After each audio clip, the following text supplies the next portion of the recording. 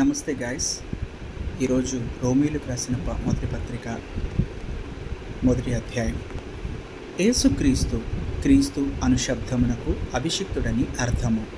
దాసుడను అపోస్తులుడుగా నుండుటకు పిలువబడిన వాడును, దేవుని సువార్త నిమిత్తము ప్రత్యేకింపబడిన వాడునైన పౌలు రోమాలో ఉన్న దేవుని ప్రియులందరికీ అనగా పరిశుద్ధులుగా ఉండుటకు పిలువబడిన వారికందరికీ వ్రాయున్నది. మన తండ్రి అయిన దేవుని నుండి ప్రభు అయిన యేసుక్రీస్తు నుండి కృపా సమాధానములు మీకు కలుగునుగాక. దేవుడు తన కుమారుడును మన ప్రభువునైన యేసుక్రీస్తు విషయమైన ఆ సువార్తను పరిశుద్ధ లేఖనముల యందు తన ప్రవక్తల ద్వారా ముందు వాగ్దానము చేసెను. యేసుక్రీస్తు శరీరమును బట్టి దావీదు సంతానమునుగాను, మృతులలో నుండి పునరుత్థానుడైనందున పరిశుద్ధమైన ఆత్మను బట్టి దేవుని కుమారుడుగాను ప్రభావముతో నిరూపింపబడెను. ఈయన నామము నిమిత్తము సమస్త జనులు విశ్వాసమునకు విధేయులగునట్లు ఈయన ద్వారా మేము కృపను అపోస్తులత్వమును పొందితిమి. మీరును వారిలో ఉన్నవారై యేసుక్రీస్తు వారుగా ఉండుటకు పిలువబడి ఉన్నారు. మీ విశ్వాసము సర్వలోకమున ప్రచురము చేయబడుచుండుటను బట్టి మొదట మీ అందరి నిమిత్తము యేసుక్రీస్తు ద్వారా నా దేవునికి కృతజ్ఞతాస్తుతులు చెల్లించుచున్నాను. ఇప్పుడు ఎలాగైనను ఆటంకము లేకుండా మీ యొద్దకు వచ్చుటకు దేవుని చిత్తము వలన నాకు వీలు కలుగునేమో అని నా ప్రార్థనల యందు ఎల్లప్పుడూ ఆయనను బతిమాలు కొనుచు మిమ్మును గూర్చి ఎడతెగక జ్ఞాపకం చేసుకొనుచున్నాను. ఇందుకు ఆయన కుమారుని సువార్త విషయమై నేను నా ఆత్మయందు సేవించుచున్న దేవుడే నాకు సాక్షి.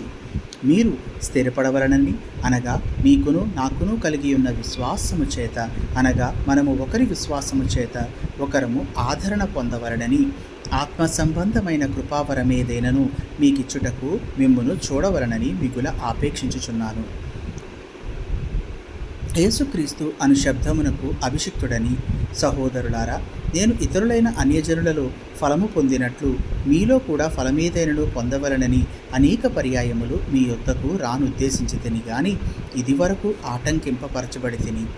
ఇది మీకు తెలియకుండుట నాకు ఇష్టము లేదు. గ్రీసు దేశస్థులకును గ్రీసు దేశస్థులు కాని వారికిని జ్ఞానులకును మూఢులకును నేను రుణస్థుడను. కాగా నా వలనైనంత మట్టుకు రోమాలోని మీకును సువార్త ప్రకటించుటకు సిద్ధముగా ఉన్నాను. సువార్తను గూర్చి నేను సిగ్గుపడువాడను కాను. ఏలయనగా నమ్ము ప్రతివానికి మొదట యూదునికి గ్రీసు దేశస్థునికి కూడా రక్షణ కలుగజేయుటకు అది దేవుని శక్తి అయి ఉన్నది.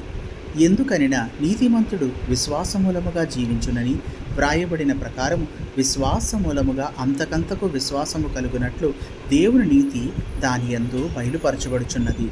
దుర్నీతి చేత సత్యమును అడ్డగించు మనుషుల యొక్క సమస్త భక్తిహీనత మీదను దుర్నీతి మీదను దేవుని కోపము పరలోకము నుండి బయలుపరచబడుచున్నది. ఎందుకనగా దేవుని గూర్చి తెలియశక్యమైనదేదో అది వారి మధ్య విశదమై ఉన్నది. దేవుడు అది వారికి విశదపరచెను. ఆయన అదృశ్య లక్షణములు అనగా ఆయన నిత్య శక్తియు దేవత్వమును జగదుత్పత్తి మొదలుకొని సృష్టింపబడిన వస్తువులను ఆలోచించుట వలన తేటపడుచున్నవి గనుక వారు నిరుత్తురులై ఉన్నారు.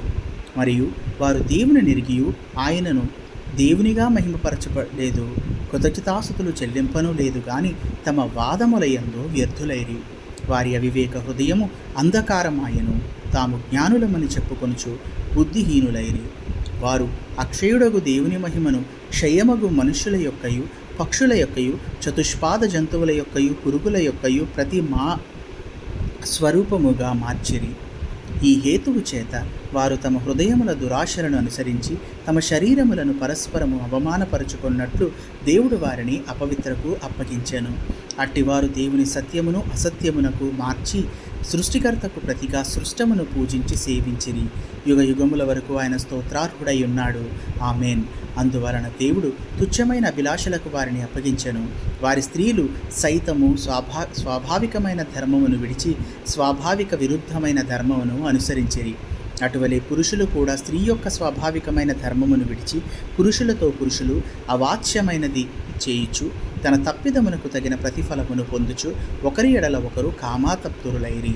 మరియు వారు తమ మనస్సులో దేవునికి చోటీయనొల్లకపోయిరి కనుక చెయ్యరాని కార్యములు చేయుటకు దేవుడు భ్రష్ట మనస్సుకు వారిని అప్పగించెను.